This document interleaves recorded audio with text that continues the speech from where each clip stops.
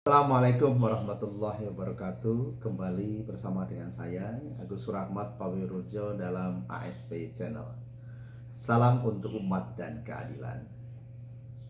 Pagi ini kita akan membahas berkaitan dengan Az-Zaitun, tetapi kita akan lebih fokus bukan pada Az-Zaitunnya, tetapi lebih kepada sosok Syekh Panji Gumilang.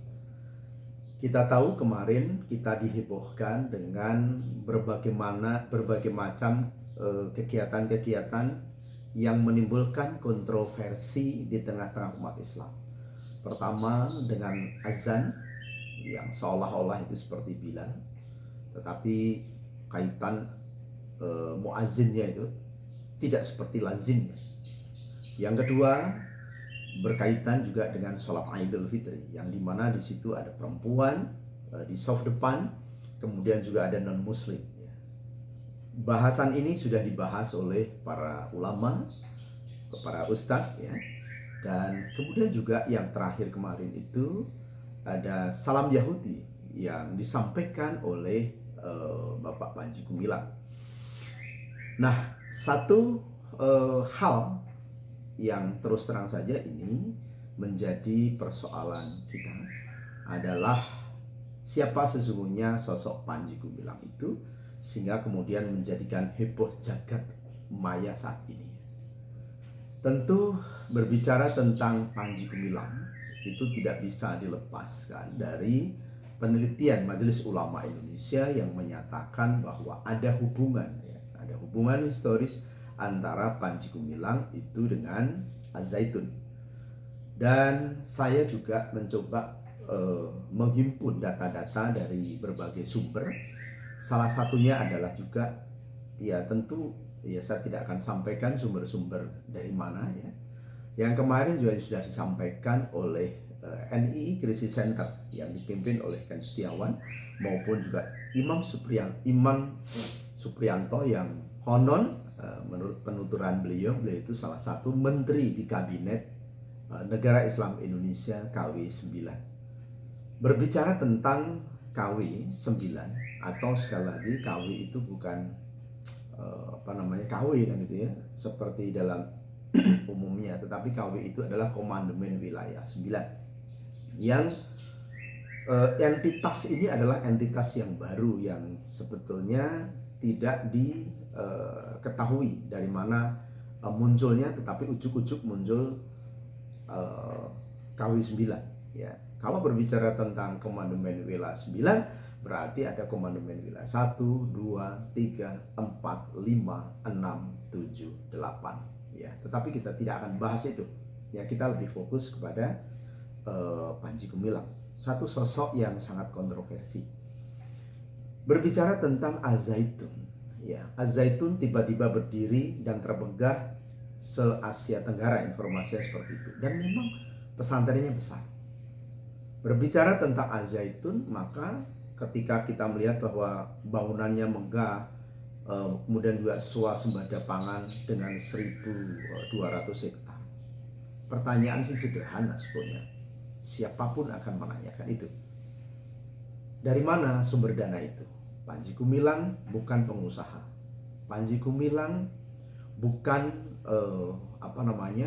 bukan pengusaha ya, tetapi tiba-tiba kemudian membangun itu sebagai mercusuar ya, pesantren yang terbesar di Indonesia. Pertanyaannya sederhana, dari mana dana itu dikumpulkan? Ya, tentu mengumpulkan dana yang sebesar itu tidak mudah. Bahkan kalau kita berbicara pondok pesantren itu rintisannya itu betul-betul dari awal, dari memulai merintis sampai besar. Ya, ini tiba-tiba besar. Dan berbicara tentang Az-Zaitun juga berbicara tentang Panji Gumilang. Ini beriringan. Ya. Dan ini kurang lebih ya, persisnya kita tidak tahu, kurang lebih sekitar tahun 1995 ya, sama tahun 1997. Ya. Yang kita tahu bahwa awal dari berbagai sumber lagi-lagi, nama Panji Gumilang itu awalnya namanya Abu Toto ya, kemudian berubah menjadi Abdus Salam ya, dan kemudian juga Panji Gumilang. Ya, kita tidak terlalu tidak terlalu membahas tentang persoalan itu. Tetapi ketika kemudian muncul sosok ini yang menurut sumber-sumber yang bisa dipercaya, beliau itu sebagai imam dari negara Islam Indonesia. Ini menurut penuturan dari Ken Setiawan maupun Imam Supriyadi. Nah, tentu ini menjadi persoalan bagi kita. Dan lagi-lagi ketika juga kemudian tidak bisa tersentuh oleh semua pihak. Ini masalahnya. Ya, ini menjadi satu problem umat Islam di Indonesia. Kita akan dihadapkan dengan berbagai macam skeptisitas ya terhadap problematika ini. Apa persoalannya? Pertama, ketika kita lihat bagaimana kontroversi yang dilakukan oleh Panji Gumilang, dan dia menyatakan dirinya sebagai syekh, bahkan hampir di semua pertemuan ya menyatakan syekh ya. Padahal tidak ada hari ini yang kita dengar dari para ulama-ulama manapun juga, oh ya kiai, saya kiai, dan tidak pernah ada yang mengatakan itu ya. Nah, kemudian yang kedua dengan pola ajaran-ajarannya yang nyeleneh, yang kalau saya katakan bukan menembus batas tapi ngawur ya. Di satu pesantren mengaku syekh, kemudian mengucapkan salam yang menurut penelusuran itu adalah salam Yahudi. Bagaimana mungkin ini diucapkan di satu pesantren ya. Kemudian juga mazhab Soekarno. Nah, tentu ini juga sudah dibahas oleh beberapa ustadz.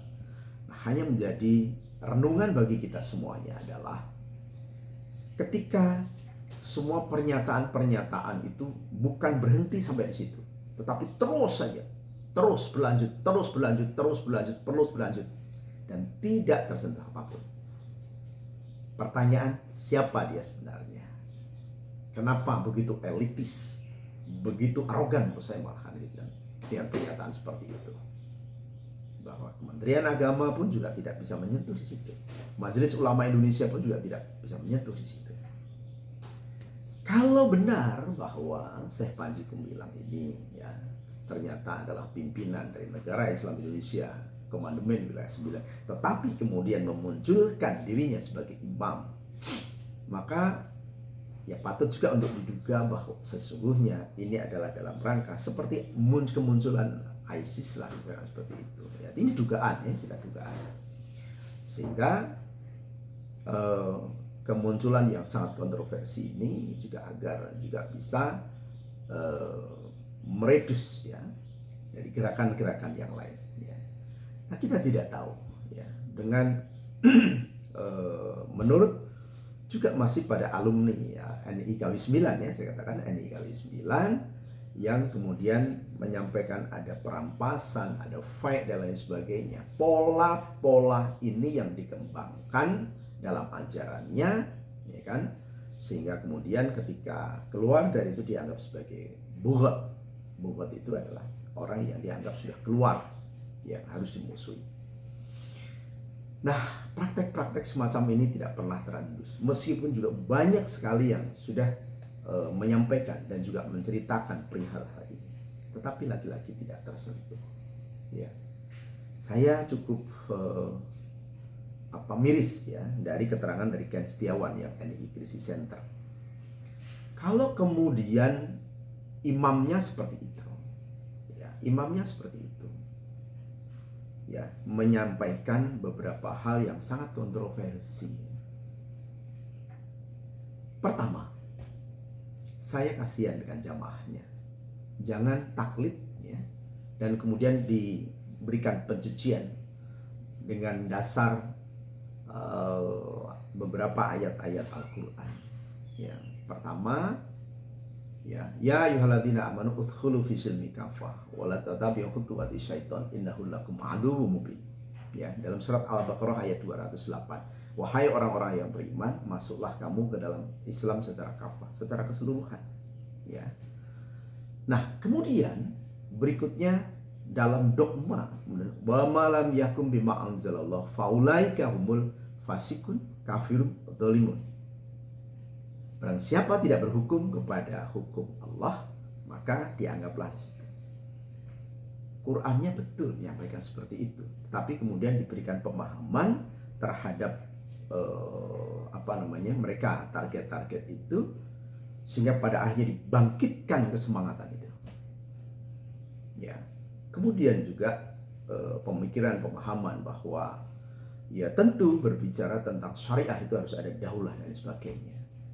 Dan ketika mereka kemudian sudah ada menteri, ada tingkat provinsi, ada tingkat kabupaten, ada tingkat kecamatan, ada tingkat desa, ada tingkat RT RW, ini membahayakan, ya. Dan tentu yang menjadi persoalan selanjutnya adalah bahwa ini ya kita tidak tahu kenapa kemudian justru terus saja ini membuat kontroversi di tengah situasi politik yang saat ini, ya kita bisa lihat apakah politik saat ini sedang baik-baik saja atau tidak, ya. Tapi kemudian ini selalu muncul dengan kontroversinya. Dan sekali lagi tidak ada yang bisa menyentuhnya. Ini pertanyaan yang sangat besar, ya. Jadi saya mungkin tidak akan membahas tentang bagaimana azaitunnya, karena berbicara tentang azaitunnya, it's okay itu. Ya terlepas bahwa dana itu dari mana, diaudit saja. Itu dana dari mana, diperolehnya dari mana. Kalau misalkan dari dana luar negeri seberapa, ini jelas ya gitu kan. Nah kalau kemudian ya mohon maaf tiba-tiba mak beduduk Anda berdiri dengan dana yang begitu besar, dari mana? Ya. Nah oke. Dan satu hal lagi yang tidak kalah penting adalah, nah ketika bahwa ini adalah entitas, ya satu entitas, dan kemudian ini melakukan rekrutmen, maka ini tidak akan kunjung selesai, karena ini akan merupakan satu rangkaian, satu rantai yang sangat panjang seperti multi level marketing. Ini putus, ini berhenti, ganti yang baru. Ini putus, ini berhenti, ganti yang baru. Demikian seterusnya dan seterusnya. Saya mohon maaf kepada para alumni Az-Zaitun, ya saya tidak terlalu open lah terhadap persoalan itu, tapi lebih kepada apa yang disampaikan oleh Pak Panji Gumilang dan juga apa yang kalau benar, ya. Tetapi saya punya keyakinan Ken Setiawan maupun Imam Supriyanto maupun juga dengan yang lain itu benar yang disampaikan, ya. Kalau kemudian ya masyarakat Muslim Indonesia kita dihadapkan dengan situasi yang sangat sulit, ya, kita dihadapkan dengan sistem politik yang terus terang ya seperti ini, ya. Kemudian kita dihadapkan dengan keadaan yang seperti ini saat ini. Oke. Yang terpenting adalah bagaimana umat Islam harus bersatu. Kita tidak bisa lagi, ya, berpecah belah, ya. Innallaha yuhibbul ladzina yuqatiluna fisabilillah safan ka'annahum bunyanun marsus.